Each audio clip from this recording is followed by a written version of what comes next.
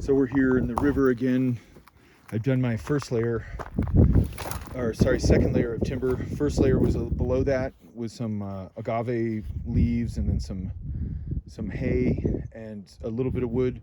Here I had a lot of wood, and I built the beginning of the wall that'll keep this terrace kind of active for a while. And I put a little bit of just native grass hay here. I harvest a lot of the native grasses around here in our prairie, and came in real handy here. I just piled it up when it was still a little bit green. It hadn't completely turned, and so there were some nutrients that got deposited. But it's not about that. It's about just blocking the soil that we're going to build here from draining out.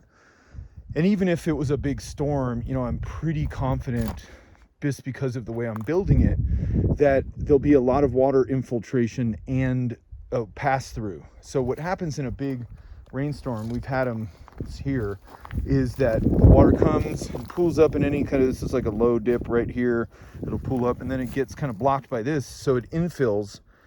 But there are areas where it did flood a bit because I had no guide driving it to where the water should be. Like this was one of them. It started caving out here. This whole thing kind of had a lot of erosion. So, the answer would be put a piece of wood from here to here, a very low one that you can still walk over, but will redirect the water. Like I did over here. It's getting eroded again, but it's hard to see, but it's a little bump right here that will guide the water. See, can you see the bump kind of? That's hard to see, but the water will guide down here and then go into this garden bed where we have lettuce. And it's the, heart of winter with like 27 each night, and our garden bed is still doing okay, because the microbiotic life is warm enough due to the decomposition of the garden bed I built, I believe. I mean, it's really what's happening. Last year it didn't do this, but these garden beds are more fortified and heavier on the Hugelkultur side, so they're doing really well. This one here, it's interesting. I had a bed where I planted these, and they did much better than I expected. I planted them late fall. It was really cold still. They've been freezing temperatures ever since, but this is mostly arugula and a couple other salad greens. And this thing just keeps putting out food. And they grew real thick and strong. But what I did was I built a modified mini Hugelkultur bed kind of right under it in the middle here. Right here. But small one, and encased in or surrounded in sort of a local dirt mud hole. But it's still doing really well. And then this is a little berm right here. And then this part here is a traditional, one of my low version, but a traditional Hugelkultur style terrace that I built. It's about maybe a foot and a half tall if you go over the edge. But this was my latest one in the summer that I built, and it did magnificent, even though it's only a foot or so deep of Hugelkultur. It's like totally modified, but it worked great. So the next move here is I'm going to put some smaller timbers and little branches, whatever crackles apart, I'll put it on top of this. I might cut this up, and then I'll start putting the high nitrogen material like cow patties that are out on the field. It's getting a little late. You can still see it. So I put the Christmas tree there and put the log there to give one final sort of log stop before I start filling it in for real. This is I think it's actually a noble fir, so it's not a pine, but I'm not sure. Firs are related to redwoods and stuff, but I think it's fine. And I'll be putting at least a couple feet layer of other materials on it, mash it down a little bit, and then put topsoil on it, which what the plants are looking for, especially what's going to go in this bed at first, is really just the topsoil. They're shallow plants like lettuce and stuff like this that don't, unless you grow it real big, it's not, it does have more or less a shallow root system. Then we'll start to introduce more permanent or perennial plants, like a couple trees, maybe some grapevines, something like that, I don't know.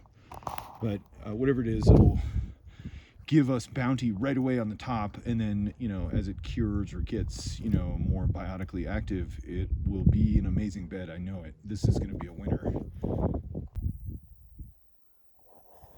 So I put a new layer of some kind of dandelion weed that's around here. I think I actually planted this here, and it's taken, root, and it grew all through the winter. So it's early February, and we haven't got much rain, but we're gonna hit a real warm spot of weather this week. So it's promoting growth of plants, even though it's still freezing at night. I've added a new layer, some dandelion. It's not a real full layer, but it's just a little bit more green material. I'm gonna add more on top, and then I'm gonna go for the cow dung out in the field. This is our garden in the winter. Some things don't do so well with the hard freezes, like the aloe vera, but it'll survive. It did last year. This is mostly arugula here and some other green.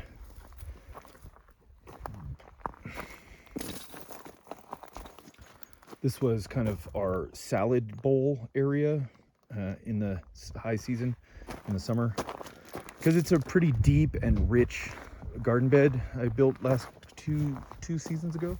Hey, you guys, what are you guys doing? Uh-oh. Look at them. They want to play. Get out of the garden. Come on, you guys, out of the garden. So it's starting to get warmer. It's even early. It's like February 2nd or 3rd or something, and it's starting to warm way up. So I imagine there'll be some good planting weeks here where it's warm enough where the seeds will germinate. And then if it freezes, it's already alive and all that. So let's go over here. I'm building a new garden bed here in the river. So I'm going to put this ash from a recent fire into the garden bed that I'm building.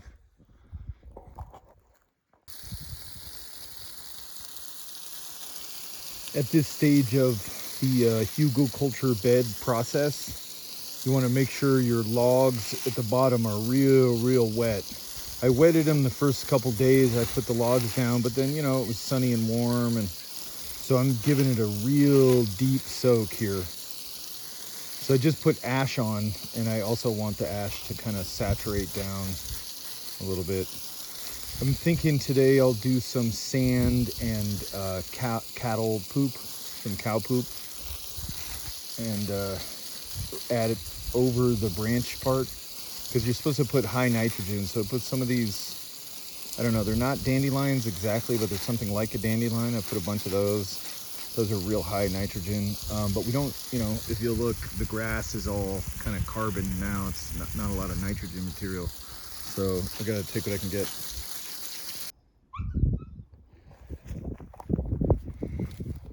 So I added the next layer of cow manure and a little grass or hay that was mixed in. It's not very thick.